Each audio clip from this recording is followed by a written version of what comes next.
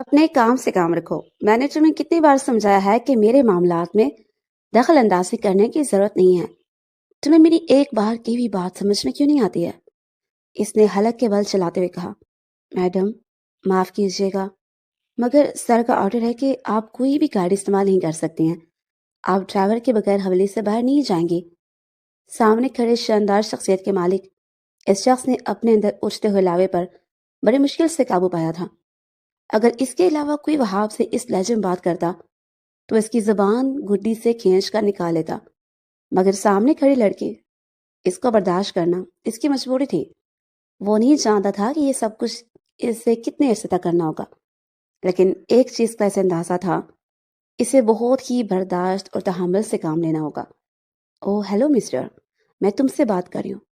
اسے وہاب کی آنکھوں کے سامنے چٹکی بجائے وہ گہری سانس خارج کر کے رہ گیا۔ میڈم، میں آپ کو حویلی سے باہر نکلنے کی اجازت نہیں دے سکتا، اور یہ بات اٹل ہے۔ اگر آپ نے کسی بھی قسم کی کوئی گڑبڑ کی تو میں آپ کو اٹھا کر اندر پھینک دوں گا۔ تمہاری ہمت کیسے ہوئی مجھ سے اس لہجے میں بات کرنے کی؟ محترمہ، آپ کی بابا جان نے مجھے پورا حق دیا ہے۔ یہ کہہ کر وہ دوسری طرف رخ پھیر کر کھڑا ہو گیا۔ ماہین نے ایک نظر اس کو سر سے لے کر پاؤں تک دیکھا۔ 6 فٹ سے نکلتا ہوا قد، چوڑے شانے، وہ بلا شبہ کسی ریاستی شہزادے کی طرح معلوم ہوتا تھا۔ تیکھے ناک اور خوبصورت نئے نقش، اس طرح سے آنکھیں پھاڑ پھاڑ کر دیکھنے کا کوئی فائدہ نہیں ہے۔ وہ بدتمیزی سے گویا ہوا۔ تم سے زیادہ بدتمیز انسان میں نے اپنی پوری زندگی میں نہیں دیکھا۔ وہ دانت پیس کر رہ گئی۔ اس سے پہلے کہ وہ حویلی کے گیٹ سے باہر نکلتی، وہ پھر سے اس کے سامنے آ کر کھڑا ہو گیا۔ آپ کیا تکلیف ہے تمہیں؟ ڈرائیور ہو تو ڈرائیور بن کر ہو، میرا باپ بننے کی ضرورت نہیں ہے۔ میڈم، آپ کی زبان کچھ زیادہ ہی تیز ہے، لگتا ہے اس کا علاج کرنا پڑے گا۔ اپنے مخصوص لہجے میں بات کر کے وہ اس چھوٹی سی لڑکی کے دل کی دھڑکنوں کو منتشر کرنے میں کامیاب ہو گیا تھا۔ تم نے مجھے کہا ہے کہ میں گاڑی لے کر نہیں جا سکتی، پیدل تو جا ہی سکتی ہوں۔ اب کیا اپنی ٹانگوں پر بھی چلنے کے لیے مجھے تم لوگوں سے پرمیشن لینی ہوگی؟ آپ کو حویلی سے باہر نکلنے کی اجازت نہیں ہے۔ یہ کہہ کر وہ اس کے چہرے کے نقوش کو دیکھنے لگا۔ ماہین کی حالت ایسی تھی جیسے کسی نے اسے سمندر کے بیچ پھینک دیا ہو اور اب اس کا ہاتھ پکڑنے کے بجائے اس کا تماشا دیکھ رہا ہو۔ میں تمہیں جان سے مار دوں گی، وہ باقاعدہ اپنے ہاتھ اس کی طرف بڑھاتے ہوئے بولی۔ وہاب نے پھرتی کا مظاہرہ کیا اور پیچھے کی طرف ہٹ کر کھڑا ہو گیا۔ پلیز مجھے ہاتھ نہیں لگائیں، میں نہیں چاہتا کہ آپ کی وجہ سے میری نماز سے ضائع ہوں۔ وہ اچھی طرح سے جانتی تھی کہ وہاب کا رخ کس طرف ہے۔ مجھے بھی تمہیں ہاتھ لگانے کی کوئی شوق نہیں ہے، اللہ کرے تم کسی چلو بھر پانی میں ڈوب کر مر جاؤ۔ یہ کہہ کر وہ غصے سے حویلی کے اندر چلی گئی۔ وہاب اس وقت تک اس کی پشت کو دیکھتا رہا تھا جب تک وہ نظروں سے اوجھل نہیں ہو گئی۔ چھوٹی لڑکی، تمہارا حساب تو مجھے کرنا ہی ہوگا، لیکن ابھی نہیں، تھوڑا وقت لگے گا۔ وہ اب وہاں پر پڑی ایک چیئر پر بیٹھ گیا تھا جب ولید اس کے پاس آ کر کھڑا ہو گیا۔ وہاب آئی، ایک چھوٹا سا کام کر دیں گے؟ اگر آپ مجھے گاڑی کی چابی دے دیں، میں وعدہ کرتا ہوں کہ تھوڑی ہی دیر میں گاڑی واپس کر دوں گا۔ وہاب جانتا تھا کہ ماہین اس کو اپنے کمرے کی کھڑکی میں کھڑا دیکھ رہی ہے اور ولید کو ماہین نہیں بھیجا ہے۔ اسے جان بوجھ کر چابی ولید کو ہاتھوں میں دے دی۔ اس ڈرائیور کا تو میں علاج کراتی ہوں، بابا کو کہتی ہوں کہ اس کو نوکری سے نکالو، یہ کچھ زیادہ ہی سر پر چڑھ کر ناچ رہا ہے۔ اس طرح سے چلتا رہا تو میں کہیں بھی جا نہیں پاؤں گی۔ آج سونیا کے برتھڈے تھے، اوف اللہ جی، وہ سب میرا کتنا انتظار کر رہے ہوں گے اور میں یہاں پر قید۔ اس نے اپنے پاپا کا نمبر ڈال کیا، مگر ان کا نمبر آف جا رہا تھا۔ رات کے وقت جب وہ گھر واپس آئے تو کھانے کے ٹیبل پر وہ بابا جان سے مخاطب ہوئے۔ بابا، آپ نے ڈرائیور کو کیوں کہا تھا کہ وہ مجھے ہولی میں ہی روکے رکھے؟ آپ جانتے بھی ہیں کہ میری دوست کی برتھڈے تھی اور وہ میری بچپن کی سہیلی ہے، وہ مجھ سے ناراض ہو گئی ہے، اس نے منہ بسورتے ہوئے کہا۔ اکرام صاحب ایک لمحے کے لیے حیران ہو گئے۔ یہ انہوں نے وہاب کو ایسا کچھ بھی نہیں کہا تھا، مگر اگلے ہی لمحے انہوں نے اپنے آپ پر قابو پایا۔ بیٹا، یہ سب کچھ تمہاری سیفٹی کے لیے تھا، آج کل حالات تھوڑے سے خراب ہیں۔ بابا جان، میں تو آپ کو پہلے ہی کہتی تھی، سیاست میں جانے کی ضرورت نہیں ہے، دیکھیں تو ہم اب اپنی مرضی سے کہیں نہیں کچھ کر سکتے۔ ارے بیٹا، بس تھوڑا سا وقت اور پھر سب کچھ صحیح ہو جائے گا۔ مجھے بس ایک بار اپنے دشمن تک پہنچنے دو، ایک بار وہ میرے ہاتھ تک جائے تو سمجھو کہ مسئلہ ہی حل ہو گیا۔ وہ حویلی کی لاڈلی بیٹی تھی، وہ جوائنٹ فیملی میں رہتے تھے، تایا جان بھی ان کے ساتھ ہی رہتے تھے، مگر اس کی اپنے تایا جان سے بالکل بھی نہیں بنتی تھی۔ وہ جانتی تھی کہ اس کے تایا لاچی طبیعت کے مالک ہیں۔ ماہین سے بڑا ایک بھائی تھا اور ایک اس سے چھوٹا۔ بڑا بھائی ملک سے باہر ہوتا تھا، جبکہ چھوٹا بھائی بابا کے ساتھ ہی سیاست میں تھا۔ بزنس میں اس کی دلچسپی بہت کم تھی۔ اس کو بھی ملک کا ایک نامور سیاستدان بننے کا شوق تھا۔ اس کی فیملی پولیٹیکل بیک گراؤنڈ کے حساب سے کافی زیادہ سٹرونگ تھی۔ پہلے اس کے تایا جان سیاست میں رہے اور پھر اب اس کے بابا جان اور اب اس کا چھوٹا بھائی۔ بڑے بابا کا بھی یہی ارادہ تھا۔ جب وہ دیکھتی تھی تو اس سے کوف ہوتی تھی۔ اس کا دل چاہتا تھا کہ وہ یہ سب کچھ چھوڑ دے۔ وہ ایک پرسکون زندگی گزارنا چاہتی تھی۔ اس کے خواب بھی معمولی اور عام لڑکیوں کی طرح ہی تھے کہ دور دراز ایک بہت ہی خوبصورت جگہ پر گھر ہو، جہاں پر وہ اپنے شوہر اور 2 بچوں کے ساتھ ایک آئیڈیل لائف گزارے۔ اچانک ہی ان کا موبائل بجا۔ وہ ایک گہری سانس خارج کر کے رہ گئے کہ پھر سے کسی انون نمبر سے میسج آیا تھا۔ کسی نے ان کو دھمکی دی تھی۔ کیا ہوا ہے بابا؟ آپ ٹھیک تو ہیں؟ اپنے بابا کے چہرے کے تاثرات کو نوٹ کرتے وہ بے چینی سے بولی تھی۔ ہاں میں ٹھیک ہوں، کچھ بھی نہیں ہوا۔ انہوں نے لاپرواہی کا اظہار کرتے ہوئے کہا۔ آپ مجھے تھوڑے سے پریشان نظر آ رہے ہیں۔ نہیں، ایسا کچھ بھی نہیں ہے، تمہاری غلط فہمی ہے، کھانا کھاؤ۔ انہوں نے اسے کھانے کی طرف متوجہ کر دیا اور لمبے لمبے ڈاک بھرتے ہوئے کمرے سے باہر نکل گئے۔ بھائی جان، آپ اس ڈرائیور کو نکالتے کیوں نہیں ہیں؟ میں بھی سوچ رہا ہوں کہ اس کو فارغ کر دوں، کہ مجھے اس کی حرکتیں کافی مشکوک لگ رہی ہیں۔ قسم سے بھائی جان، 1 نمبر کا کوئی گھٹیا انسان ہے۔ اس کو دیکھتی ہوں تو میرا خون غصے سے کھولنے لگتا ہے۔ میرا بس نہیں چلتا کہ اس کو جان سے مار دوں۔ تو تمہیں روکا کس نے ہے؟ اس کے بھائی نے آنکھ مارتے ہوئے کہا۔ اسے بے ساختہ اپنے کانوں کو ہاتھ لگایا۔ یہ صرف کہنے کی باتیں تھیں، حقیقت میں اس میں اتنی ہمت نہیں تھی۔ تم نے یونیورسٹی میں ایڈمیشن لینے کے بارے میں کیا سوچا؟ بھائی فی الحال اس کے بارے میں بات نہیں نہ کریں تو اچھا ہے۔ پڑھائی سے میرا دل ہی اٹھ گیا۔ آپ تو جانتے ہیں کہ ایم ڈی کیٹ میں بھی میرے اچھے نمبر نہیں آئے، تو ضروری نہیں کہ تم صرف ڈاکٹر ہی بنو۔ اس دنیا میں اور بھی تو بہت سارے فیلڈز ہیں۔ میری بات مانو تو سوشل سائنس کا کوئی سبجیکٹ اٹھا لو، اس کا بہت اسکوپ ہے۔ وہ خاموش ہو گئی تھی اور ان کو کہہ دیا تھا کہ وہ اس بارے میں بعد میں سوچے گی۔ فی الحال اس کا آگے ایڈمیشن لینے کا کوئی ارادہ نہیں تھا۔ اگلی صبح اس کی آنکھ کھلی۔ دروازے پر زور زور سے دستک ہو رہی تھی۔ وہ ہڑبڑا کر اپنی جگہ پر اٹھ بیٹھی۔ دل ہی دل میں دستک دینے والے کو بھی گالیاں دے رہی تھی۔ جا کر دروازہ کھولا تو سامنے ہی ولید صاحب کھڑے تھے۔ مسکراتی ہوئی نظروں سے اس کے چہرے کو دیکھتا وہ اس سے بہت زہر لگ رہا تھا۔ کیا تکلیف ہے تمہیں؟ بابا جان کا حکم ہے کہ آپ ہمارے ساتھ جاگنگ پر چلیں۔ تم لوگ پاگل تو نہیں ہو گئے ہو؟ مجھے تم لوگوں کے ساتھ ہی جانا ہے کیا؟ آج سے آپ کی کراٹے کلاسز بھی شروع ہو رہی ہیں۔ تمہارا دماغ خراب ہو گیا۔ اور آپ جانتے ہیں کہ ہمارا ٹیچر کون ہوگا؟ ولید اس کی باتوں کو نظر انداز کرتے ہوئے سسپینس پھیلانے میں کی ناکام کوشش میں ہلکان ہو رہا تھا۔ کون ہوگا؟ سکندر بھائی۔ میں چلو پھر پانی میں ڈوب کر مر جاؤں گی، مگر کبھی بھی اس انسان سے کراٹے نہیں سیکھوں گی۔ اس کو دیکھتی ہوں تو میرا خون کھولنے لگتا ہے۔ میڈم صاحبہ، آپ جس کو بھی دیکھتی ہیں آپ کی یہی حالت ہوتی ہے۔ آپ کا نفسیاتی مسئلہ ہے۔ فی الحال میرے ساتھ جاگنگ پر چلیں۔ وہ بڑی مشکل سے تیار ہو کر باہر آئی تھی۔ باقی سب کزن بھی اس کا انتظار کر رہے تھے۔ ویسے یہ آئیڈیا تم لوگوں کے ذہن میں کیسے آیا؟ سکندر بھائی کا کہنا ہے کہ کراٹے سیکھنے کے لیے بھی ہمیں فزیکلی طور پر فٹ ہونا پڑے گا، اور یہ کراٹے سیکھنے کی نوبت کیوں آ رہی ہے؟ آپ تو جانتے ہیں حویلی والوں کے کتنے دشمن ہیں، اس لیے وہ چاہ رہے ہیں کہ سب کو وہی اپنا سیلف ڈیفenس کرنا آتا ہو۔ فضول باتیں ہیں یہ اور کچھ بھی نہیں ہے۔ وہ اس وقت ٹریک پر بڑی مشکل سے بھاگ رہی تھی۔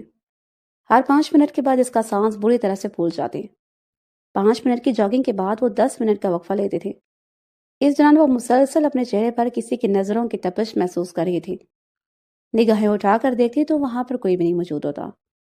سکندر اس کو اس وجہ سے زہر لگتا تھا کہ وہ حد سے زیادہ مغرور انسان تھا۔ وہ باقی سب لوگوں کو اپنے سامنے معمولی اور حقیق سمجھتا تھا۔ اس کو لگتا تھا کہ صرف اس کی ذات ہی اہم ہے، باقی سب لوگوں کی اس کے سامنے کوئی اوقات نہیں ہے، اور اس کو اس طرح کے لوگوں سے شدید چڑ ہوتی تھی۔ وہ اس کے بابا کی دوست کا بیٹا تھا اور اب اس سے کراٹے سیکھنا اس کو بہت ہی معیوب لگ رہا تھا۔ جب وہ حویلی کے اندر داخل ہوئی تو سب سے پہلے وہاب سے اس کا سامنا ہوا۔ اپنے دوسرے ڈرائیور سے اس نے وہاب کے بارے میں کچھ باتیں سنی تھی۔ آدھی رات کے وقت وہ حویلی سے باہر نکل جاتا تھا۔ اس کو وہاب کی حرکتیں بہت مشکوک لگ رہی تھیں۔ جب یہی بات اس نے اپنے بابا جان کو بتائی تو وہ اس کو ٹالنے لگے۔ ایسا کچھ بھی نہیں ہے، یہ تمہاری غلط فہمی ہے۔ اگر ایسا کچھ ہوتا تو مجھے بھی پتا چل جاتا۔ تم اس سے ناپسند کرتی ہو۔ اس وجہ سے تم اسے یہاں سے نکلوانے کے بہانے ڈھونڈ رہی ہو۔ بابا کی باتیں سن کر اس کا منہ حیرت سے کھلا کا کھلا رہ گیا۔ اس کے گمان میں بھی نہیں تھا کہ وہ اس حد تک سچ بول جائیں گے۔ کچھ دنوں کے بعد اس کا یونیورسٹی میں ایڈمیشن ہو گیا۔ وہاب کی ڈیوٹی تھی، وہ اسے لینے کے لیے بھی جاتا تھا اور چھوڑنے کے لیے بھی جاتا تھا۔ اس لیے وہ وہاں پر لیٹ پہنچا کہ اسے اپنے ایک مشن کے سلسلے میں کسی شخص سے ملنے کے لیے جانا تھا۔ وہ تقریباً آدھے گھنٹے سے روڈ پر کھڑی اس کا انتظار کر رہی تھی۔ گرمی بہت شدید ہے، اس کی طبیعت خراب ہونے لگی۔ دل ہی دل میں وہ مصروف کو گالیاں دے رہی تھی کہ اچانک ایک کالے رنگ کی گاڑی اس کے قریب آ کر رکی۔ وہ مکمل طور پر انجان بن گئی۔ وہ اس کی کلاس کا مانیٹر تھا۔ وہ کافی بار اس پر لائن مار چکا تھا اور اس کو مکس سگنل بھی دیتا تھا۔ ماہین کو اس طرح کے لوگوں سے شدید نفرت تھی۔ ہیلو ماہین صاحبہ، کیسی ہیں آپ؟ اپنے آپ کو یہاں پر کھڑا ہو کر کیوں تھکا رہی ہیں؟ آپ صرف حکم کریں، ہم آپ کو آپ کے گھر تک ڈراپ کر دیں گے۔ اس کی کوئی ضرورت نہیں ہے، اسے نگاہیں پھیرتے ہوئے کہا۔ ارے ارے، اتنی تکلف کرنے کی کیا بات ہے؟ آپ کے بابا کو میں بہت اچھے طریقے سے جانتا ہوں، اکثر ہی ہمارے گھر میں آتے رہتے ہیں۔ وہ معنی اس انداز میں مسکراتے بولا تھا۔ کئی بار تو میں نے انہیں اپنے باپ کی قدموں میں بیٹھے ہوئے دیکھا ہے۔ یہ سن کر ماہین کا خون غصے سے کھولنے لگا۔ وہ جانتی تھی کہ اس کا شخص کا باپ ایک بہت بڑا آدمی ہے اور اس شخص کے باپ کی مدد سے ہی اس کے بابا نے سیاست میں تھوڑے ہی عرصے میں اس قدر کامیابی حاصل کیے تھے، مگر اس کا مطلب یہ نہیں تھا کہ وہ ان کا بیٹا سڑک پر کھڑا ہو کر ماہین کو یہ ساری باتیں سناتا۔ اگر تم نے مزید کچھ کہا تو میں تمہاری زبان گدی سے کھینچ لوں گی۔ اگر تم میں اتنی ہمت ہے تو کر کے دکھاؤ۔ وہ حلق کے بعد لہرا تھا۔ ماہین کو اپنے وجود سے روح نکلتے ہوئے محسوس ہو رہی تھی۔ وہ بہادری کا مظاہرہ تو کر چکی تھی، مگر سامنے کھڑے اس دیو کامل شخص کو دیکھ کر اب اس کو ٹھنڈے پسینے آ رہے تھے۔ چلو جلدی سے میری گاڑی میں بیٹھو۔ میں تمہارے باپ کی ملازم نہیں ہوں، لیکن تمہارا باپ میرے باپ کا ملازم ہے۔ اس سے پہلے کہ وہ مزید کچھ کہتا، ماہین کا ہاتھ اٹھا اور اس کے چہرے پر نشان چھوڑ گیا۔ چند لمحوں تک وہ بے یقینی سے اس کو دیکھتا رہا۔ تمہاری اتنی ہمت؟ وہ اس کو بازو سے پکڑنے کے لیے اس کی جانب بڑھا تھا کہ ماہین نے ایک زوردار لات اس کے پیٹ پر ماری۔ وہ گراہ کر پیچھے کی طرف ہٹا۔ یہ اسے سیلف ڈیفenس کا یہ سر کھل کر سامنے آ رہا تھا جو اسے سکندر صاحب سے سیکھا تھا۔ واؤ ماہین، کیا زبردست کک ماری ہے۔ وہ اپنے آپ کو داد لینے لگی۔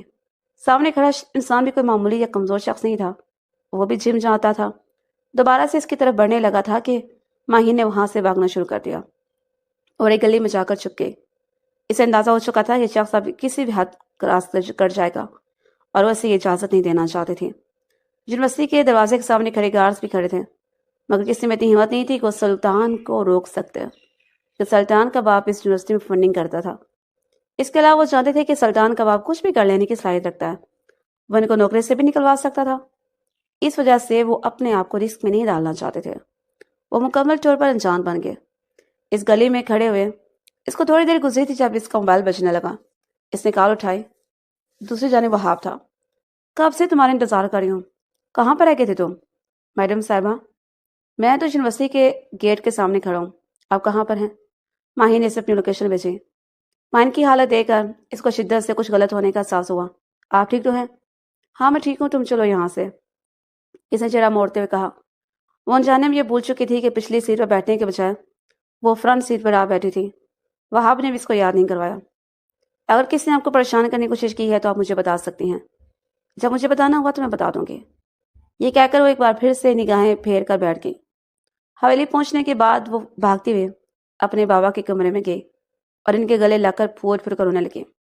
اس نے اس بات پر غور نہیں کی کہ وہ گھٹیا انسان بھی اس کی بابا کے ہی بیٹھنگ میں بیٹھا ہوا ہے۔ ہوش میں تو تھا بھائی جب اس نے سلطان کی آواز سنی۔ ارے ماہین، تمہیں کیا ہوا ہے؟ یہ سن کر وہ جی جان سے لرز اٹھی۔ نگاہیں پھیر کر دیکھا تو وہ سامنے ہی کھڑا تھا، چہرے پر حباست بڑی مسکراہٹ سجا اور آنکھوں میں ہوس لیے۔ وہ اس وقت اسے دنیا کا سب سے زہریلا ترین انسان لگ رہا تھا۔ ماہین کا دل کہہ رہا تھا کہ وہ اس کا گلا گھونٹے۔ بابا، میں آپ سے رات کے وقت اس بارے میں بات کروں گی۔ یہ کہہ کر وہ سر چکا کر وہاں سے چلی گئی تھی۔ اس کے جانے کے بعد سلطان اکرم صاحب سے مخاطب ہوا۔ آپ کی بیٹی نے پوری یونیورسٹی کے سامنے مجھے ذلیل کیا ہے۔ اس نے مجھے گریباں سے پکڑ کر میرے چہرے پر تھپڑ مارا۔ آپ جانتے ہیں نا کہ اگر میں اپنے بابا کو کہوں تو آپ کی فنڈنگ روک دیں گے اور سیاست میں کامیابی حاصل کرنے کا آپ کا خواب بھی ادھورا کا ادھورا رہ جائے گا۔ پوری دنیا کو بھی معلوم ہو جائے گا کہ آپ ابھی تک جتنا بھی کامیاب ہوئے ہیں یہ سب کچھ میرے باپ کی بدولت ہے۔ ورنہ آپ اتنا اتنی صلاحیت تھی اور نہ اتنا اسٹیمنا تھا۔ وہ اب ان کی دکھتے ہاتھ رکھ رہا تھا۔ بڑی مشکل سے وہ اپنے آپ پر قابو پا رہے تھے۔ تو مجھ سے کیا چاہتے ہو؟ دیکھیے مجھے غلط مت سمجھیے گا، میں نے آپ کو پہلے بھی بتایا تھا کہ میں ماہین سے محبت کرتا ہوں، وہ چاہے جتنا مرضی تلخ رویہ کیوں نہ رکھے، مگر میں اس سے پیار کرتا ہوں اور اس کے بغیر زندگی گزارنا میرے لیے بہت مشکل ہے۔ آج بھی اگر میں چاہتا تو اس سے بدلہ لے سکتا تھا، مگر میں نے اس کو ہمیشہ ہی اپنی عزت سمجھا، اس سے اپنی محبت مانا۔ میں اس سے ان غلطیوں کی وجہ سے دستبردار نہیں ہو سکتا، مگر اس سے نکاح کرنا چاہتا ہوں، اس کو اپنی بیوی بنانا چاہتا ہوں۔ ٹھیک ہے، مگر اس کے لیے تمہیں اپنے پیرنٹس کو یہاں پر لانا ہوگا۔ ارے آپ بھی فکر ہو جائیں، میرے بابا کبھی بھی میری بات نہیں ڈالیں گے۔ بس آپ ماہین کو سمجھا دیجیے گا کہ وہ کسی بھی قسم کا ہنگامہ نہ کرے، ورنہ پھر اس کی اثرات آپ کو بھی برداشت کرنے پڑیں گے۔ باتوں ہی باتوں میں انہیں دھمکیاں دیتا ہوا وہ وہاں سے نکل گیا تھا، جبکہ اکرم صاحب واپس اپنی جگہ پر بیٹھ کے تھے۔ وہ اپنی سیاست کو نہیں بچانا چاہتے تھے، نہ ہی وہ اپنے اس دوست سے ڈرتے تھے۔ اصل مسئلہ تو یہ تھا کہ اپنے ڈوبتے ہوئے بزنس کو سنبھالنے کے لیے انہوں نے ایک بہت بڑا قرض لیا تھا، لیکن وہ قرضہ ابھی تک نہیں چکا پائے تھے۔ ان کا وہ بزنس جو کہ دنیا کی نظروں میں بہت زیادہ ترقی کر رہا تھا، اس کا وہ نہیں چلا رہے تھے، بلکہ سلطان کا باپ چلا رہا تھا۔ اپنے آدھے سے زیادہ شیئر بھی وہ ان کے حوالے کر چکے تھے، اور ان کی حالت اب ایسی تھی کہ اگر وہ ان کے کسی بھی پاس انکار کرتے تو روڈ پر آ جاتے۔ اس حقیقت کے بارے میں صرف وہی جانتے تھے اور ان کا بھائی جانتا تھا۔ اگلے دن جب ماہین کو پتہ چلا کہ اس کی منگنی سلطان سے ہو رہی ہے تو اس نے پوری حویلی سر پر اٹھا لی۔ میں اپنی جان لے لوں گی، پنکھے سے لٹک جاؤں گی، سمندر میں ڈبکیاں لگا لوں گی، مگر اس گھٹیا انسان سے شادی نہیں کروں گی۔ اس سے زیادہ بدکردار شخص میں نے اپنی پوری زندگی میں نہیں دیکھا۔ بس کر جاؤ، کیا بول رہی ہو؟ تمہیں کوئی حق نہیں ہے کسی کے کردار کے بارے میں اس قدر فضول باتیں کرو۔ اماں میں جھوٹ نہیں بول رہی ہوں، سچ کہہ رہی ہوں، اور یہ میں نہیں کہتی بلکہ پوری یونیورسٹی کہتی ہے۔ آپ کو اندازہ نہیں ہے کہ اس نے کتنی لڑکیوں کی زندگی برباد کیا، کہ یہ لڑکیاں تو میرے سامنے آ کر روئی ہیں۔ میں کیسے اس شخص کو اپنا جیون ساتھی منتخب کر سکتی ہوں؟ مجھ سے یہ سب کچھ نہیں ہوگا، مگر یہ تمہارے بابا کو حکم ہے، تمہیں ہر حال میں ان کی بات ماننی ہوگی۔ میں جانتی ہوں کہ میرے بابا میرے ساتھ کبھی بھی زیادتی نہیں کریں گے، وہ مجھ سے بہت محبت کرتے ہیں۔ اس کا لہجے میں مان تھا۔ اکرم صاحب جو کہ الاؤنس میں داخل ہو رہے تھے، جب انہوں نے اپنی بیٹی کی بات سنی تو ان کا دل زور سے دھڑکا۔ اب اسے کیا بتاتے کہ اس کا طاقتور باپ اپنے محسن کے سامنے گھٹنے ٹیکنے پر مجبور ہو گیا تھا۔ اگر اپنے محسن کی بات نہ مانتا تو روڈ پر آ جاتا، اور اس کے بیٹے جو کہ اس کی دولت پر ہی عیاشی کر رہے تھے، یہ سب کچھ لے چلے جانے کے بعد ان کی زندگی پر بھی اثر پڑتا۔ فی الحال اکرم صاحب کا دماغ بہت ہی تیزی سے حرکت کر رہا تھا۔ اپنی بیٹی کی شادی تو وہ کروانے ہی لگے تھے، تو انہوں نے یہ بھی فیصلہ کر لیا تھا کہ جتنے بھی شیئرز انہوں نے اس شخص کے حوالے کیے ہیں وہ دوبارہ سے اپنے نام کروا لیں گے اور قرضہ بھی معاف کروا دیں گے۔ وہ دوسری بار اپنے دوست کے ہاتھوں بیوقوف نہیں بننا چاہتے تھے۔ جب یہی بات انہوں نے اسد صاحب کے سامنے کہی تو وہ پراسرار انداز میں مسکرانے لگے۔ ویسے ایک بات ہے اکرم، تم ان باتوں میں سے واقعی مجھے ایک سیاستدان ہی لگ رہے ہو۔ ٹھیک ہے، وہ سارے کاغذات لے آؤ، میں پر سائن کر دیتا ہوں، کیونکہ میرے لیے میرے بیٹے کی خوشی سب سے بڑھ کر اور کچھ بھی نہیں ہے۔ اس کی شادی کا دن آ چکا تھا، طے کیا گیا تھا کہ سادگی سے نکاح ہوگا اور پھر بعد میں بہت ہی دھوم دھام سے ولیمہ کیا جائے گا۔ اس کے علاوہ اور کوئی بھی فنکشن نہیں رکھا گیا تھا۔ اس کو تو ویسے بھی کوئی شوق نہیں تھا۔ دوسری طرف وہاب جو کہ اپنے گاؤں چھٹیاں منانے کے لیے گیا تھا اور اسے اس چیز کے بارے میں بالکل بھی اندازہ نہیں تھا، وہ عین نکاح کے وقت وہاں پر پہنچا تھا۔ سامنے دلہن بنی ہوئی اس لڑکی کو دیکھ کر ایک لمحے کے لیے اس کا دل زور زور سے دھڑکا تھا۔ وہ اپنے دل کی کیفیت سمجھ نہیں پا رہا تھا۔ اس کے وہ گمان میں نہیں تھا کہ اس لڑکی کو کسی اور کے پہلو میں دیکھ کر اس کا دل اس حد تک بے چین ہونے لگے گا۔ نکاح کی تیاریاں مکمل ہو چکی تھیں، مولوی صاحب آ کے تھے، وہ دونوں اس وقت سیج پر بیٹھے ہوئے تھے۔ دونوں کے درمیان ایک باریک سفید رنگ کا پردہ تھا۔ ماہین کے چہرے پر گنگھٹ تھا، اس کی آنکھوں میں آنسو تیر رہے تھے، اس کا وجود بھی ہولے ہولے کپ کپا رہا تھا۔ جانتی تھی کہ وہ شخص کبھی بھی اس کو وہ عزت نہیں دے گا جس کی وہ مستحق ہے۔ وہ یہ بھی جانتی تھی کہ سلطان اسے جوتی کی نوک پر رکھے گا، مگر اپنے بابا کے لیے اسے یہ سب کچھ برداشت کرنا تھا۔ کل اس کے بابا نے اس سے اس سب کا صلہ مانگا تھا جو انہوں نے آج تک اس کے لیے کیا تھا۔ وہ خاموش ہو گئی تھی اور پھر اس نے اپنا سر جھکا لیا تھا۔ دلہن سے سوال کیا گیا، اس نے بڑی مشکل سے قبول کہا، لیکن جب دلہے سے پوچھا گیا تو وہاں پر خاموشی چھا گئی۔ سب لوگ حیران تھے اور سوالیہ انداز میں دلہے کے چہرے کی طرف دیکھ رہے تھے، جس کے لبوں پر اس وقت ایک شاطرانہ مسکراہٹ پھیلی ہوئی تھی۔ تمہیں کیا لگتا ہے میں تم جیسی گھٹیا عورت سے شادی کروں گا؟ یہ الفاظ نہیں تھے، بلکہ پگھلا ہوا سیسا تھا جو کسی نے اس کے کانوں میں انڈیلا تھا۔ وہ بڑی محفل میں اس کو گھٹیا عورت کیا گیا تھا؟ بھری محفل میں اس کے کردار پر انگلی اٹھا رہا تھا، اس کا بدچلن کہہ رہا تھا۔ ماہین میں اتنی ہمت نہیں کہ وہ اس کو چپ کروا سکتی، اس کا منہ توڑ سکتی، اس کا غصہ کر سکتی۔ وہ بس اپنی قسمت پر رو رہی تھی۔ اس کو اپنی قسمت پر ترس آ رہا تھا۔ سب سے زیادہ ترس اس کو خود پر آ رہا تھا۔ وہ جو بہت بہادر بنتی تھی، وہ جو ہر کسی کا منہ توڑ جواب دیتی تھی، آج زندگی کے اس موڑ پر وہ بالکل بے بس کھڑی تھی۔ اکرم صاحب غصے سے اپنی جگہ پر اٹھ کر کھڑے ہوئے۔ تمہیں اتنی ہمت کیسے ہوئی کہ تم میری بیٹی کے کردار کے بارے میں باتیں کرو؟ تبھی وہاں پر موجود ایک بڑی سی اسکرین پر کچھ تصویریں چلائی گئیں۔ وہ ساری تصویریں جھوٹی تھیں، ان کو ایڈٹ کیا گیا تھا۔ مگر یہ بات وہاں پر بیٹھے ہوئے لوگوں کو کون بتاتا؟ ان کو کون حقیقت سے آشنا کرتا؟ وہ تو اس چیز پر یقین کرتے تھے جو انہیں دکھائی دیتا تھا، اور پھر تھوڑی دیر میں وہاں پر سرگوشیاں ہونے لگیں۔ ہر کوئی ماہین کے کردار میں بات کرنے لگا۔ اس جیسی عورت سے تو میں شادی کروں گا، اور نہ ہی میں کسی شریف مرد کو مشورہ دوں گا کہ اس عورت کو اپنی دلہن بنائے جس عورت کے ہر مرد کے ساتھ تعلقات ہوں۔ یہ کہہ کر وہ تن فن کرتا وہاں سے چلا گیا۔ اکرم صاحب اپنی جگہ پر ڈھہ گئے۔ ماہین بچے، مجھے تم سے یہ امید نہیں تھی۔ ان کے منہ سے صرف یہی الفاظ نکلے تھے۔ سکرین پر اور بھی بہت سی تصویریں چل رہی تھیں۔ ماہی نے بھی اپنے چہرے سے گھونگھٹ اٹھایا۔ اب کون کرے گا میری بیٹی سے شادی؟ اس کی ماں نے اپنے سینے پر ہاتھ مارتے ہوئے کہا، میں کروں گا۔ اسے شادی سب لوگوں کی نظریں اس مرد کی طرف اٹھیں جس نے اس قدر ہمت کا مظاہرہ کیا تھا۔ وہ کوئی اور نہیں بلکہ اس قبیلے کا ڈرائیور وہاب تھا۔ اکرم صاحب کو فی الحال اپنی عزت بچانی تھی۔ ان کو یہی بہتر لگا کہ وہ ایک ڈرائیور سے اپنی بیٹی کا نکاح کر دیں، جبکہ ان کے فیصلے پر ماہی نے صرف ایک بار ان کو شکایتی انداز میں دیکھا اور صرف ایک سوال کیا تھا کہ آپ کو مجھ پر یقین نہیں ہے؟ تب اس کے باپ نے گردن نفی میں ہلے تھے، اور پھر اس کے بعد ماہین کی زبان بند ہو گئی۔ کہنے سنے کو کچھ بچا ہی نہیں تھا۔ جس شخص سے ماہین کو بے تحاشا امیدیں تھیں، اس شخص نے ماہین سے نظریں پھیر لی تھیں، تو وہ کسی اور سے کیا شکایت کرتی، کسی اور کو کیا کہتے؟ اور پھر اس کا نکاح وہاب سے ہو گیا تھا، اور وہ اپنی ٹیکسی نما گاڑی وہاں پر لے کر آیا۔ کوئی بھی اس کو رخصت کرنے کے لیے باہر تک نہیں آیا۔ مہمان کھانا کھا کر اور تماشا دے کر وہاں سے جا چکے تھے۔ وہ اس کا لہنگا سنبھالتا اسے گاڑی میں بیٹھنے کا اشارہ کرنے لگا۔ میرے پاس یہی ہے۔ تمہیں کس نے کہا تھا کہ تماشا لگانے کو؟ وہ چیختے ہوئے بولی۔ میں نے تو کوئی تماشا نہیں لگایا، بلکہ میں نے تو تماشے کو ختم کیا ہے۔ اس نے اپنے کندھے اچکاتے ہوئے نرم لہجے میں کہا، جیسے کچھ ہوا ہی نہ ہو۔ میں تم جیسے معمولی ڈرائیور سے شادی نہیں کر سکتی۔ یہ تو آپ کو وہاں پر کہنا چاہیے تھا جب مولوی آپ سے آپ کی رضامندی پوچھ رہا تھا۔ مجھے نہیں لگتا کہ اب آپ کے پاس کوئی آپشن بچا ہے۔ میں بہت جلد تم سے طلاق لے لوں گی، یہ تو وقت ہی بتائے گا۔ فی الحال بیٹھیے۔ کچھ لوگ ابھی بھی آپ کو عجیب و غریب نظروں سے دیکھ رہے ہیں۔ میں نہیں چاہتا کہ کوئی میری بیوی کو بورے۔ اس نے میری بیوی پر زور دیتے ہوئے کہا، میں اس رشتے کو مانتی نہیں ہوں۔ یہ سن کر دھیمے سے انداز میں مسکرا دیا تھا۔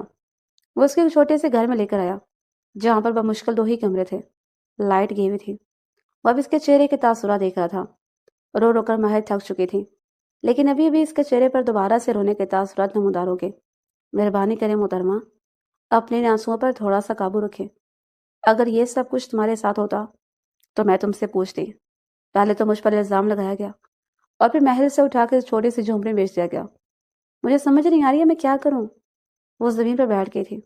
اس کا لہنگا مٹی میں گندا ہو رہا تھا، مگر فی الحال اسے اس چیز کا کوئی ہوش نہیں تھا۔ آپ کو سب کو قبول کر لینا چاہیے۔ میں تمہیں اور اپنے شوہر کے روپ میں قبول کروں، اور ابھی اتنا برا وقت نہیں آیا میرا۔ میں سب لوگوں کو سچ بتاؤں گی۔ میں نے دکھاؤں گی کہ ویسا کچھ بھی نہیں ہے جیسا اس انسان کے ساتھ میری تصویریں ایڈٹ کی گئی ہیں۔ میں اس کو جانتی بھی نہیں ہوں۔ مجھے آپ پر یقین ہے۔ یہ سن کر وہ اپنے آپ پر جم گئی تھی۔ اس کی اپنے اس پر اعتبار کرنے کے لیے تیار نہیں تھے۔ اس کے خونی رشتوں نے اسے نگاہیں پھیر لی تھی۔ اس کے بھائی نے یہاں تک کہہ دیا تھا کہ تمہاری جیسی بہن ہونے سے اچھا تھا ہماری کوئی بہن ہی نہ ہوتی۔ اور یہ پرایا مرد جسے نہ صرف بڑی محفل میں اس کا ہاتھ تھاما، اسے نکاح کیا تھا، بلکہ اب اسے یہ بھی کہہ دیا تھا کہ وہ اس پر یقین کرتا ہے۔ میں جانتی ہوں کہ تم ڈرامے لگا رہے ہو، تم جھوٹ بول رہے ہو۔ تم سارے مرد ایک ہی جیسے ہوتے ہو۔ جب تک عورت حاصل نہیں ہوتی تب تک اس کو پوچھتے رہتے ہو، اور جب عورت حاصل ہو جائے تو یوں نگاہیں پھیر لیتے ہو جیسے تمہارا اس ذات کے ساتھ کسی قسم کا کوئی تعلق نہیں ہے۔ مجھے لگتا ہے کہ آپ کا اپنی زندگی میں بہت ہی غلط مردوں سے پالا پڑا ہے، کیونکہ میں ان میں سے ہرگز بھی نہیں ہوں۔ چلے اندر چلیں، لائٹ نہیں ہے۔ کیا جا کر مچھر ماروں؟ وہ جھنجھلاتے ہوئے بولے۔ وہاب نے اپنی مسکراہٹ دبانے کی ناکام کوشش کی۔ مگر اس کے باوجود چھوٹی سی مسکان اس کے لبوں پر نمودار ہو گئی۔ بہت ہنسی آ رہی ہے نا تمہیں؟ مجھ پر ہنس لو، تم بھی ہنس لو، تماشا بنا لو تم بھی میرا۔ مجھے لگتا ہے کہ آپ کو بھوک لگ رہی ہے۔ اس وقت لائٹ بھی آ گئی تھی۔ لگتا ہے میں نے سچ کہا۔ وہ اس کے لیے باہر سے کھانا لے کر آیا۔ جانتا تھا کہ ماہین کو چکن کڑھائی بہت پسند ہے اور فی الحال اس کو واقعی بہت شدید بھوک لگی ہوئی تھی۔ ہر چیز کو مکمل طور پر نظر انداز کر کے وہ کھانا کھانے میں مصروف ہو گئی۔ کیا تمہارا کوئی گھر بار نہیں ہے؟ کوئی فیملی نہیں ہے؟ میری فیملی ہے، لیکن وہ گاؤں میں ہے۔ اب کیا مجھے تمہارے ساتھ گاؤں چلنا ہوگا؟ نہیں نہیں، اس سے ایسی نوبت نہیں آئے گی۔ آپ کو میں شہر والے گھر میں رکھوں گا۔ یوں کہہ رہے ہو جیسے یہ کوئی بہت بڑا محل ہو۔ اگر آپ چاہیں تو اس کو محل بنا سکتی ہیں۔ دیکھو، میری بات کان کھول کر سن لو۔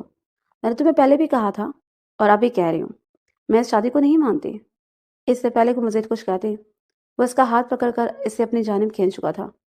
آپ کو یہی کہوں گا، آپ جتنا جلدی مان لیں آپ کے لیے بہتر ہوگا، کیونکہ جس دن میں نے آپ کو بتائے بغیر آپ سے اپنا حق وصول کیا، اس دن شاید آپ کو تھوڑا سا برا بھی لگ جائے۔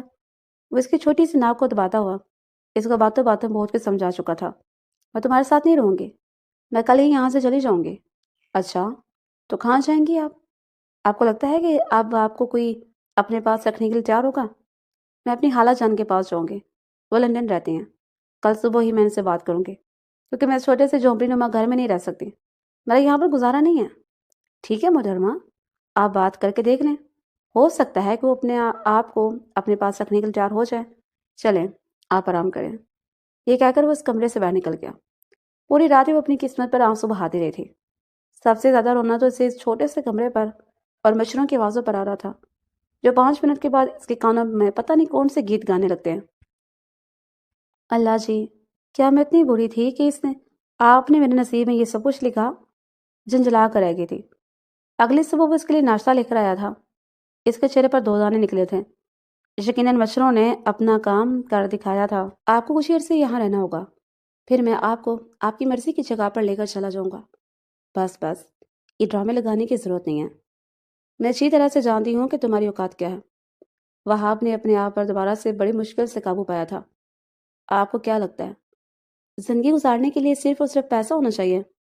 ہاں، تو تمہیں کیا لگتا ہے آج کل کے دور میں پیسے کے بغیر گزارا ممکن ہے؟ میں یہ نہیں چاہتی کہ انسان کو بلینئر ہونا چاہیے یا بہت زیادہ امیر ہونا چاہیے، لیکن اس کے پاس اتنا تو ہونا چاہیے نا کہ وہ اپنی بیوی کو ایک اچھا لائف سٹائل دے سکے۔ اس نے اپنے چاروں طرف نگاہ ڈالتے ہوئے کہا، اور اگر میں آپ کو آپ کی مرضی کا لائف سٹائل دے دوں تو کیا آپ مجھے قبول کر لیں گے؟ نہ جانے کیوں یہ بات اس کی زبان پر آ گئی تھی۔ میں اس بارے میں بعد میں سوچوں گی۔ پورا دن اس نے اسے گھر میں ہی گزارا تھا۔ وہاب نے اس کو سختی سے منع کیا تھا کہ چاہے کچھ بھی ہو جائے تم نے دروازہ نہیں کھولنا جب تک میں واپس نہیں آ جاتا۔ کسی کو بھی گھر میں داخل ہونے کی اجازت نہیں دینا۔ میں وہ تنہائی سے اتنی زیادہ عاجز آ چکی تھی کہ شام کے وقت جب محلے کی ایک عورت اس کے گھر آئی تو اس نے فوراً سے دروازہ کھول دیا۔ ارے، مجھے لگا تھا کہ وہاب ہے۔ اس عورت نے چھوٹی سی لڑکی کو دیکھتے ہوئے جر سے اپنی غلط فہمی کا اظہار کیا۔ میں ان کی بیوی ہوں، اسے دھیمے لہجے میں کہا۔ ارے، کل تک تو وہ کما رہا تھا، اس کو تو ایک منگنی بھی نہیں ہوئی تھی اور آج اس کی شادی ہو گئی۔ وہ تو ڈولتی ہوئی نظروں سے ماہین کو دیکھتے ہوئے بولی۔ ماہین نہ تو اس کی نظروں کو سمجھ پا رہی تھی اور نہ اس کی باتوں کی گہرائی میں جا رہی تھی۔ فی الحال اس سے وقت گزارنے کے لیے صرف اور صرف ایک انسان چاہیے تھا۔ ویسے میری بات کا برا مت ماننا، تمہارے شوہر کی حرکتیں کافی مشکوک ہیں۔ کیا مطلب ہے آپ کا؟ میں سمجھی نہیں ہوں۔ ارے، مطلب بالکل صاف ہے، اس کا اٹھنا بیٹھنا ٹھیک لوگوں کے ساتھ نہیں ہے۔ میں نے تو اسے اس علاقے کے بارے بڑے بڑے گنڈوں کے ساتھ بھی بات کرتے دیکھا ہے۔ کچھ کا تو یہ بھی کہنا ہے کہ وہ غیر قانونی دندوں میں بھی ملوث ہے۔ یہاں پر جو غریب بنا رہتا ہے، مگر شہر میں اس کے پاس ایک بڑی سی کوٹھی اور گاڑیاں بھی موجود ہیں۔ آپ کو غلط فہمی ہوئی ہے، ایسا کچھ بھی نہیں ہے۔ وہ ہماری حویلی میں ایک معمولی سے ملازم تھا۔ ارے، تمہیں یقین نہیں آتا تو ایک الگ بات ہے۔ ویسے تو میں تمہیں بتا رہی تھی جو ان لوگوں نے دیکھا ہے اور سنا ہے۔ خیر، مجھے بتاؤ کہ اچانک سے تمہاری سے شادی کیسے ہوگی؟ مائن کو اندازہ ہو گیا تھا وہ عورت اب کچھ زیادہ ہی اوور ہو رہی ہے، اسی وجہ سے اس نے بات کو گھما کر اس کو واپس بھیج دیا۔ ماہین کو 1 مہینہ اس کے ساتھ گزر گیا تھا۔ اس چھوٹے سے گھر میں اب اس سے بھی رہنے کی عادت ہو گئی تھی۔ وہ اس کا حد سے زیادہ خیال رکھتا تھا۔ ہر شام میں اس کے لیے کھانے کے لیے اس کی پسند کی چیزیں لاتا تھا، اس کے لیے پیارے پیارے کپڑے بناتا۔ اس نے تو اس چھوٹے سے گھر میں جنریٹر اور اسی کا بھی بندوبست کر دیا تھا۔ ایک نہیں، جب 4,000 زیادہ بل آیا تو ماہین کی آنکھیں کھلی کی کھلی رہ گئی۔ تم یہ سب کچھ کیسے افورڈ کرو گے؟ تم اس چیز کی ٹینشن مت لو، اس نے اس پر نگاہ ڈالے بغیر اپنی بات مکمل کی۔ تمہارے پاس اتنا پیسہ کہاں سے آ رہا ہے؟ آخر تم کیا کہہ رہے ہو؟ ایک دن اسے سوال کرنے لگی۔ فکر مت کرو، ڈاکے وغیرہ نہیں ڈالتا، ابھی میرا ضمیر زندہ ہے اور وقت آنے پر تمہیں پتہ چل جائے گا۔ مگر اب مجھے بھی پتہ لگانا ہے، ماہی نے ضد کی تھی۔ ہمیشہ کی طرح وہ اس کی بات کو ٹال گیا، اور 2 مہینے کے بعد جب اسے ایک بڑی سی کالی پراڈو میں لینے کے لیے آیا تو ماہی کی آنکھیں کھلی کی کھلی رہ گئیں۔ یہ گاڑی کس کی ہے؟ بیٹھو پھر بتاتا ہوں، پہلے مجھے بتاؤ۔ جب تک تم مجھے بتاؤ گے نہیں تب تک میں تمہارے ساتھ نہیں جاؤں گی۔ یہ گاڑی میری ہے، اور یہ تمہارے پاس کیسے آئی؟ وہ مشکوک انداز میں ایک روایتی بیویوں کی طرف سوال بہت زیادہ کرتے ہو۔ ابھی چلو، میں تمہیں سب کچھ بتاتا ہوں۔ میں تمہارے ساتھ نہیں جاؤں گی، وہ ضد کرنے لگی۔ مجبوراً اس نے ماہین کو اپنے کندھے پر اٹھا لیا۔ وہ زور زور سے ہاتھ پاؤں مار رہی تھی، اس کے کندھے پر مکے مار رہی تھی، مگر اس مضبوط جسامت والے شخص کو ذرا بھی فرق نہیں پڑ رہا تھا۔ مجھے پہلے تم پر شک تھا، ڈرائیور نے مجھے بتایا تھا کہ تمہاری حرکتیں مشکوک ہیں، محلے کی عورت نے بھی مجھے تمہاری حرکتوں کے بارے میں آگاہ کیا تھا، مگر اسی وقت بھی میں ان کی بات مان لیتی اور تمہیں چھوڑ کر چلی جاتی تو شاید آج یہ نوبت نہ آتی۔ وہ زور زور سے چیخ رہی تھی۔ محلے کے لوگ بھی حیرت سے ان دونوں کو دیکھ رہے تھے۔ تمہاری جو اتنی تیز سے زبان چل رہی ہے نا، اس کو تو میں کنٹرول کرتا ہوں۔ اس کو گاڑی میں بٹھاتے ہوئے لاک لگا کر فرنٹ سیٹ پر سنبھال چکا تھا۔ مجھے بتاؤ تم نے کس کا حق مارا ہے؟ آخر کس کے ساتھ زیادتی کی ہے؟ کہاں پر چوری کی ہے؟ تم چپ کر جاؤ میری ماں، میری برداشت ختم ہو گئی ہے، مزید فضول باتیں میں نہیں سن سکتا۔ تم سوچ بھی نہیں سکتی کہ میں نے تمہیں کتنا برداشت کیا ہے۔ ابھی تک میں نے کبھی بھی کسی کی اتنی باتیں نہیں سنی ہیں۔ گاڑی ایک بہت بڑے بنگلے کے سامنے آ کر رکی تھی۔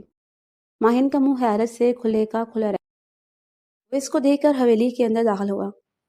سامنے ایک بوڑھی عورت کھڑی تھی جس کے لبوں پر ایک پیاری سے مسکان پھیلی ہوئی تھی۔ ارے میری بہو آ گئی!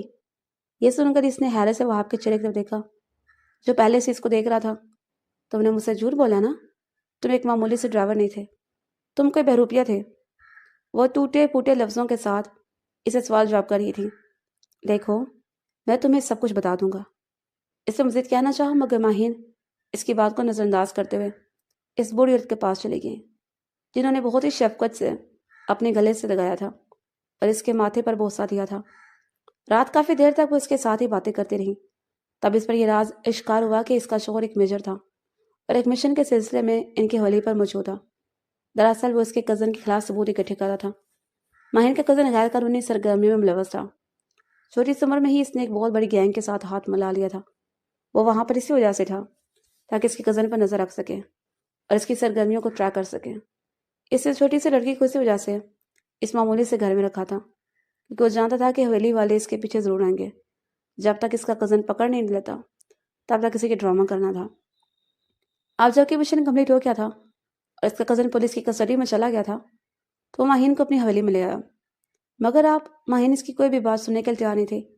پہلے میرے گھر والوں نے میرے ساتھ دھوکہ کیا، پھر اس شخص نے میرے ساتھ دھوکہ کیا، اور اب جو میں لوگوں کو کبھی معاف نہیں کروں گی۔ میں مر جاؤں گی مگر اب میں کبھی بھی کسی پر یقین نہیں کروں گی۔ یہ دنیا اعتبار کے قابل ہے ہی نہیں۔ پورے کمرے میں اس وقت ٹیشو پیپر پھیلے ہوئے تھے۔ اس نے ایک اور ٹیشو پھاڑ کر زمین پھینکا۔ دیکھو، میں نے جو کچھ بھی کیا ہے تمہاری بہتری کے لیے کیا ہے۔ مجھے تم پر یقین نہیں ہے۔ کہیں ایسا نہ ہو کہ تھوڑی دیر کے بعد تم مجھے بتاؤ کہ تم نے پہلے سے ہی شادی کی ہوئی ہے اور تمہارے 3 بچے ہیں اور میں تمہاری دوسری بیوی ہوں۔ یہ کہہ کر ایک بار پھر سے سسکنے لگی تھی۔ یہ بات سچ تھی کہ 1 مہینہ وہاب کے ساتھ گزار کر وہ اس کی ذات میں کافی حد تک انٹرسٹڈ ہو گئی تھی، اور کیسے نہ ہوتی۔ وہاب اس کا حد سے زیادہ خیال رکھتا تھا، اس کی ہر خواہش منہ سے نکلنے سے پہلے پوری کر دیتا۔ میڈم صاحبہ، مجھے بتائیں کہ اب میری کیا سزا ہے؟ آپ کی سزا یہ ہے کہ آپ 3 مہینوں کا مجھ سے کوئی بات نہیں کریں گے اور یہ 3 مہینے میں اپنی امی کے گھر ہوں گے۔ ماہین کے پیرنٹس اس سے راضی ہو چکے تھے کہ میجر وہاب نے یہ بات ثابت کر دی تھی کہ وہ ساری تصویریں ایڈیٹی تھیں، اور وہ جھوٹے الزام لگانے کے بداش میں سلطان کو بھی جیل بھجوا دیا تھا۔ ایک نام صاحب اپنی بیٹی سے بہت زیادہ شرمندہ تھے۔ انہوں نے اپنی بیٹی سے معافی مانگی تھی اور اسے فوراً بھی اپنے بابا کو معاف کر دیا تھا۔ ان کی گلے لگ کر رونے لگی تھی۔ اکرم صاحب کو جب وہاب کی حقیقت کا پتہ چلا، پہلے تو وہ بھی ناراض ہوئے تھے، مگر پھر یہ سوچ کر راضی ہو گئے کہ وہ ان کی بیٹی کا شوہر تھا، اس کے سر کا سائن تھا۔ وہ اپنی ماں کے گھر آ چکی تھی۔ اس دوران وہاب وہاں پر ہر ہفتے چکر لگاتا تھا۔ آپ تو معاف کر دو اس کو، امی جان، انہوں نے میرے ساتھ دوغلا پن کیا تھا، وہ سب کچھ تمہاری بہتری کے لیے تھا۔ اس کی سالگرہ تھی۔ وہاب نے اس کی سالگرہ کو بہت ہی دھوم دھام سے سیلیبریٹ کیا تھا۔ اس دن اس سے اپنی غلطی کا بھی احساس ہو گیا تھا کہ جس شخص نے ہمیشہ عزت دی ہے، جس شخص نے ہمیشہ اس سر آنکھوں پر بٹھا کر رکھا۔ اس کو بڑی دنیا کے سامنے رسوا ہونے سے بچایا تھا، اپنی عزت بنایا تھا۔ وہ کیوں اس کو ذہنی تکلیف دے رہی تھی؟ اس دن اس کے گلے لگ کر بہت زیادہ روئی تھی۔ وہ آپ خاموشی سے اس کے سر کو تھپکتا رہا تھا۔ وہ چاہتا تھا کہ اس کے اندر جتنا بھی غم ہے وہ سارا باہر نکل ہے۔ بیگم صاحبہ، آپ کی شکایت ختم ہو گئی ہیں؟ وہ پیار بھرے انداز میں اس کی آنکھوں میں دیکھتے بولا۔ اس نے جلدی سے ہاں میں سر ہلایا۔ وہ اندر تک مسرور ہو گیا۔ وہاب نے اس کو یہ بھی حقیقت بتائی تھی کہ جب وہ پہلے دن حویلی آیا تھا، اس نے چھوٹی سی لڑکی کو چلاتے ہوئے دیکھا تھا، تبھی وہ اس کے پیار میں گرفتار ہو گیا تھا، جبکہ اس کی آواز سن کر بہت زیادہ حیران ہوئے تھے۔ بھلا ایسا بھی ممکن ہو سکتا ہے کیا؟